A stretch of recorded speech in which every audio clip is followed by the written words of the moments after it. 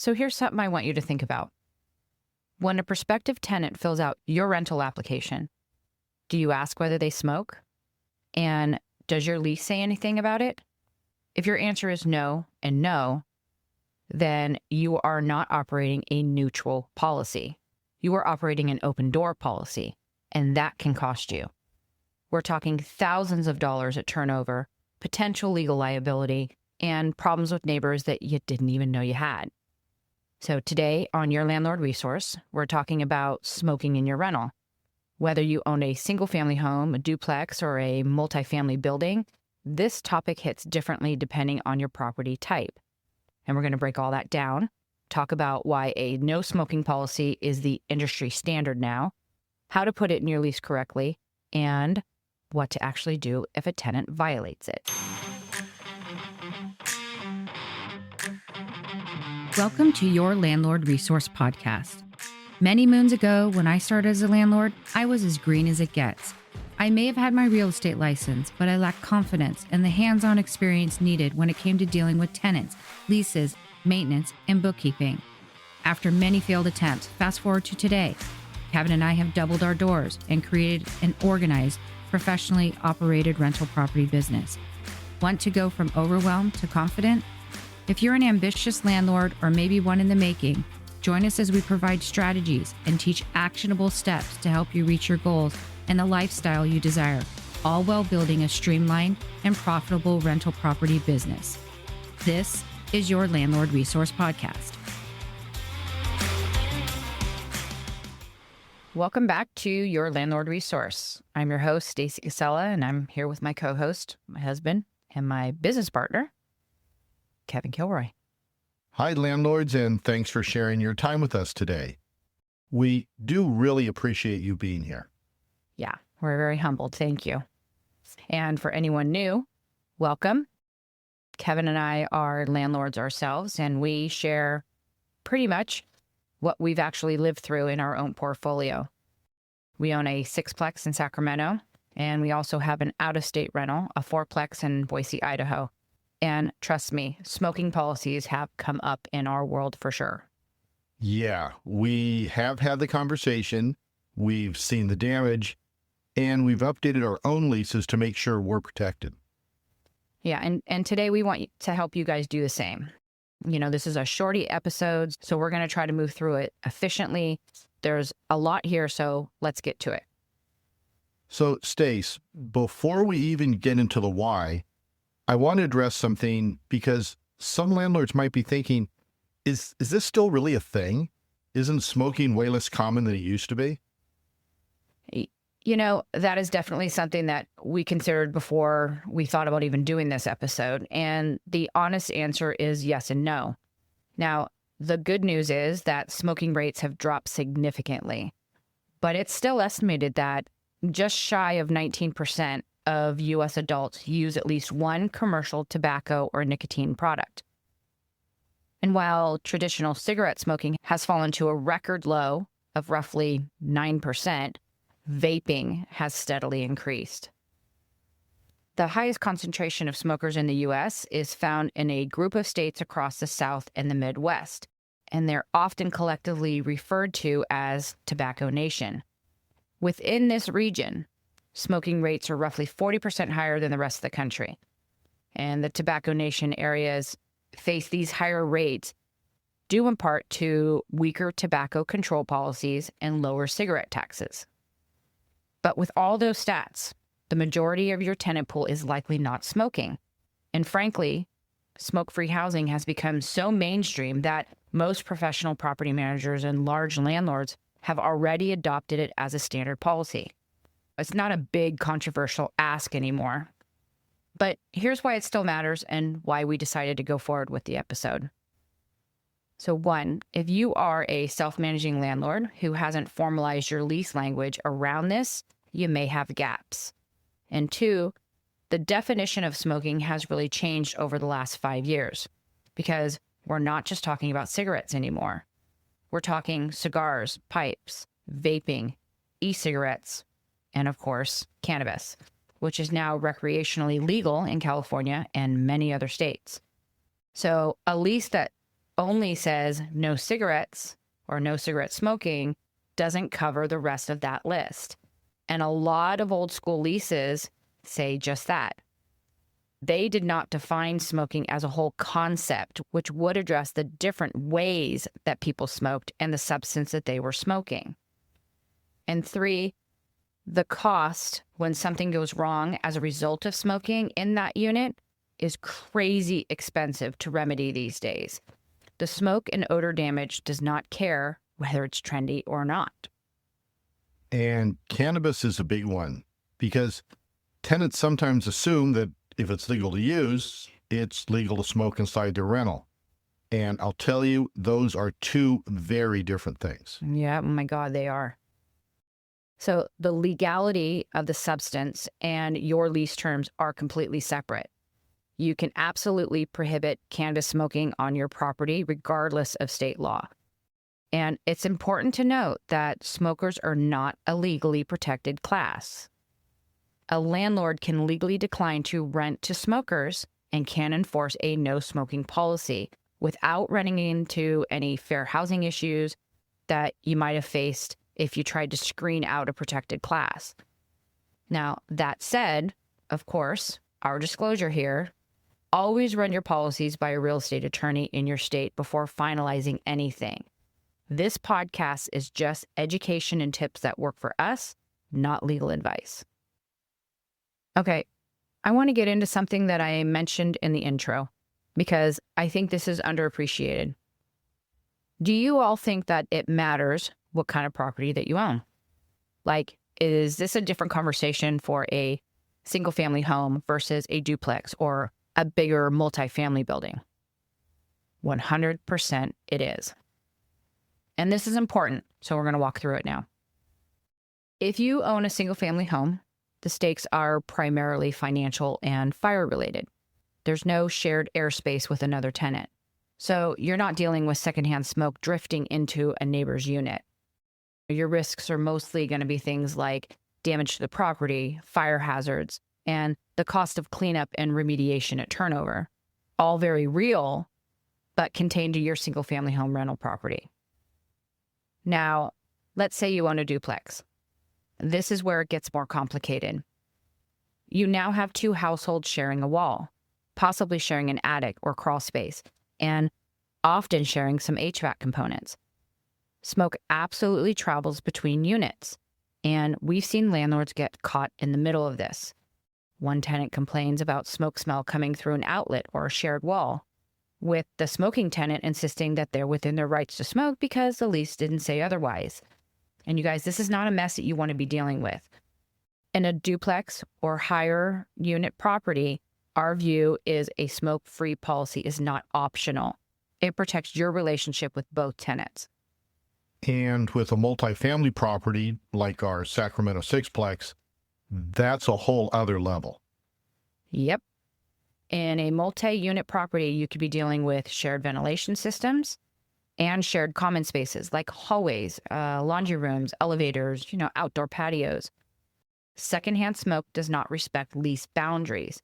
It moves through those HVAC ducts, through electrical outlets, and through plumbing chases. And when a non-smoking tenant is being exposed to smoke in their home, they may have legal grounds to claim that you have breached their right to a habitable space. That's the implied warranty of habitability that it is law and in most leases now. That opens the door to rent withholding, lease termination, or worse. And California is particularly active on this front. So, Kev, to answer your question directly, the larger the building, the higher the liability stakes. A single-family home, you'll potentially deal with financial loss or fire liabilities. A duplex or a multifamily unit becomes a legal and habitability issue. The policy should be smoke-free across the board, but understanding why helps you have the right conversation with your tenants. So let's talk money for a second. The financial side of all of this. Because I think some landlords hear no smoking policy and think, well, I'll just charge a deposit or a fee. If they make the whole place smell like smoke, or God forbid, the smell of weed, problem solved, right?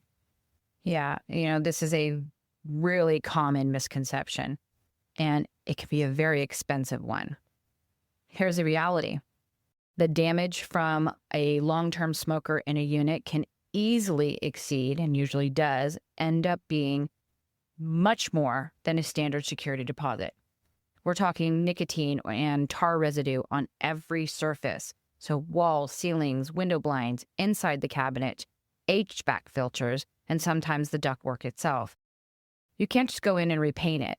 You typically have to clean, seal the walls with an oil-based primer, or products like Kills, the primer, are commonly used, and then you repaint.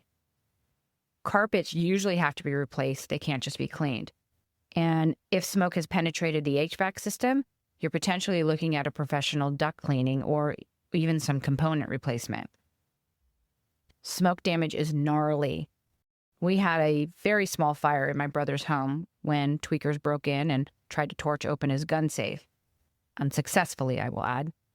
But the torch caused the little bit of wood and the carpet that's inside the safe to catch fire. And absolutely everything that was fabric or porous in that home was ruined. All of the carpeting, the furniture, the drapes, and of course the walls. It cost us thousands to get that house painted because they had to first clean the walls, and then they had to prime it with a special, very expensive odor eliminating primer. And then they had to paint the entire interior of the house. Every single wall, ceiling, doors, frames, molding. All of that from a very small, contained fire. Man, that was awful. But I'm sure all you realize how intense cigarette smoke can be when you're a non-smoker. Whether you are entering someone's home or their car, if they smoke, you can usually smell it right away. So if it's your rental that you go into after someone has lived there for years as a smoker, your turnover costs are going to be huge. But here's the kicker. Security deposits in many states are capped. For example, here in California, for an unfurnished unit, it's 1 month's rent. You cannot add 1 penny to that for anything extra, like a pet deposit, or if they want to install something like, I don't know, a satellite dish, which we used to be able to add an additional deposit for.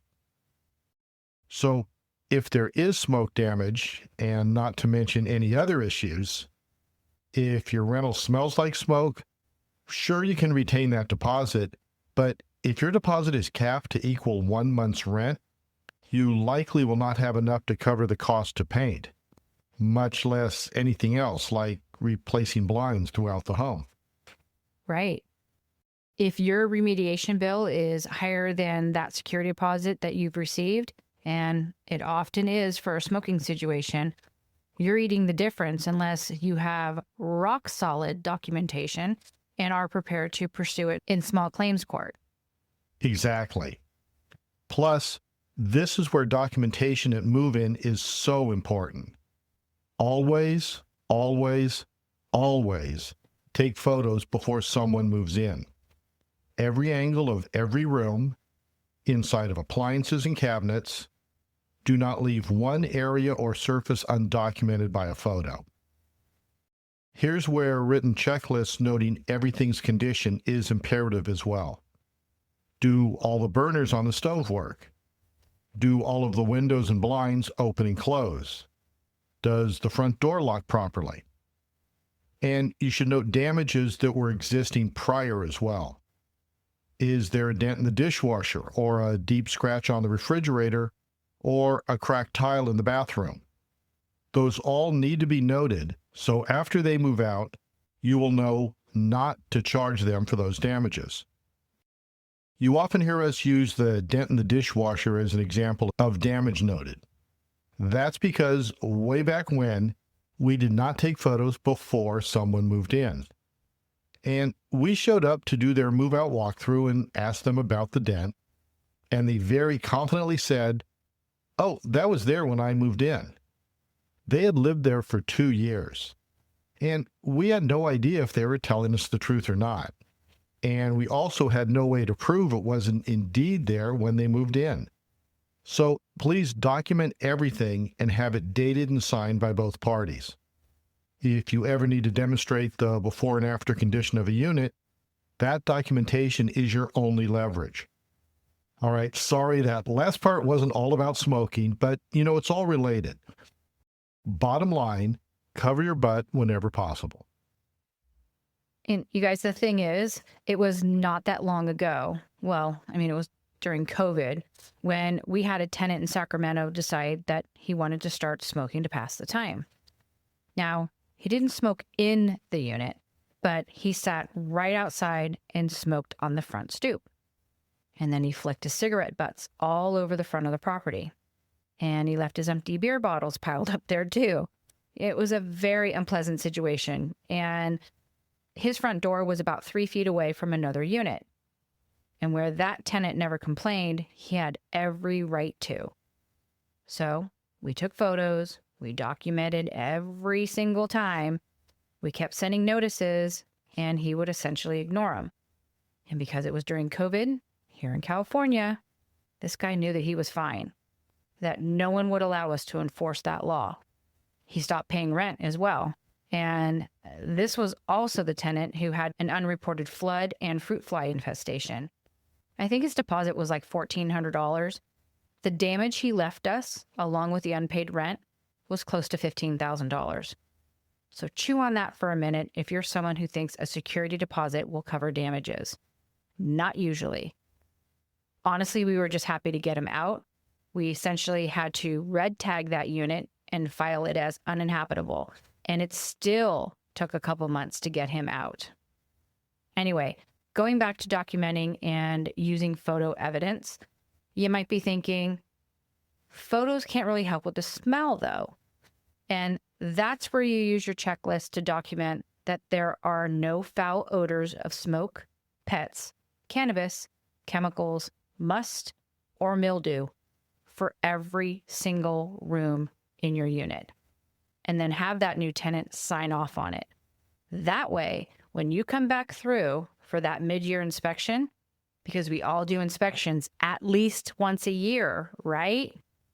When you come back for your inspection and you see ashes on the windowsill or burn holes in the carpet, whatever it is, you can note it and take photos to use as proof when you notify that tenant that they are in violation of the no smoking clause in the lease. Okay, I think they're all convinced. These listeners agree and want to go smoke-free in their units. So let's talk about what that actually requires. Now, there are two things you need to do to enforce no smoking: a well-written lease clause and a clear enforcement process. All right, let me give you the highlights on both. On the lease side, your no smoking clause need to do 4 things. First, define what's prohibited. Don't just say no smoking. You need to spell it out. Cigarettes, cigars, pipes, e-cigarettes, vaping devices, cannabis, any combustible or electronic smoking device. Second, define where the prohibition applies. Inside the unit, balconies, patios, common areas, or within a set distance of the building. Often we will see 25 feet away from any part of the building. Third, extend it to guests. Your tenant is responsible for their guests' compliance. And fourth, specify consequences. Violations are a material breach of the lease. Documented violations can lead to termination. Remediation costs are the tenant's responsibility and can be charged against the deposit and beyond.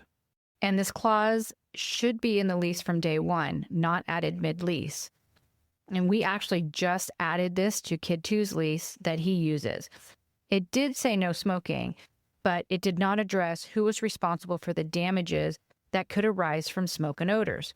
I think what we put in read like this: tenant shall be responsible for costs associated with smoke remediation, odor removal, HVAC cleaning, fire department charges, and fire-related damages caused by tenant negligence, unauthorized smoking, vaping, candles, grills, or misuse of appliances. I think that pretty much covers his butt now. And quick plug here, we used AI to come up with that sentence that I just read. So if you haven't listened to our last episode about how we use AI to help us with our rental business, you can check it out at yourlandlordresource.com/episode 128. Also, FYI, you generally cannot add new terms like that to an active fixed-term lease. If you have an existing tenant who smokes and the lease doesn't address it, your best window is at renewal. That's when you can introduce new terms. For month-to-month tenancies, you have a little bit more flexibility. Most states allow you to modify terms with proper written notice. But again, check your state-specific requirements with an attorney. All right, let's talk about enforcement. If you discover or suspect a violation, the process is document first, then communicate in writing. Do not just knock on the door and have a conversation. Issue a written lease violation notice that cites the specific clause. It should also describe what was observed and when, and states that continued violation may result in lease termination. Keep a copy for yourself and send it in a documentable way. Email is fine, but CC yourself so you get a copy as well. You can also send a copy via mail to the property address or post it on their front door. Now, if the violations continue, that escalates to a formal notice to cure or quit. And the number of days that they have to stop varies by state. And honestly, if it comes down to that, you want to consider getting an attorney involved anyway. The key is that because you have it in writing in the lease, you're citing a contract, not getting into an argument. Yeah, exactly. The lease is what does the talking. Your job is to document and follow the legal process for notification. All right, you guys, let's wrap this up. So here's a quick recap. Smoke-free policies are the industry standard now. Most professional landlords have already adopted them. If you haven't, now's the time. The stakes depend on your property type. Bigger building, higher liability. The financial cost of smoking damage can and likely would exceed your security deposit. Lease clause needs to be specific, cover all smoking types, and include clear consequences. And if you need to enforce it, document it with photos and notes, write it up, and cite the contract. And always, nothing we say here is legal advice. Please consult a real estate attorney in your state before finalizing your lease language or taking action on a lease violation. For free resources on drafting smoke-free lease language, check out the American Non-Smokers' Rights Foundation at nosmoke.org. And another one is called Change Lab Solutions, and you can find them at changelabsolutions.org. Both have solid landlord-specific resources, and we'll link them both in the show notes. All right, you guys, we appreciate you sharing your time with us today. If this episode was helpful, share it with a landlord friend who is still trying to figure all this stuff out. Also, if you could leave us a review wherever you listen, it genuinely helps people find us. In the show notes, we have all the links that you need. You can sign up for our free newsletter, contact us with questions, or send us podcast topic ideas. You can download all of our free guides and our checklists. So go to the show notes and check those out. That is our episode for today. And until next time, you've got this, landlords.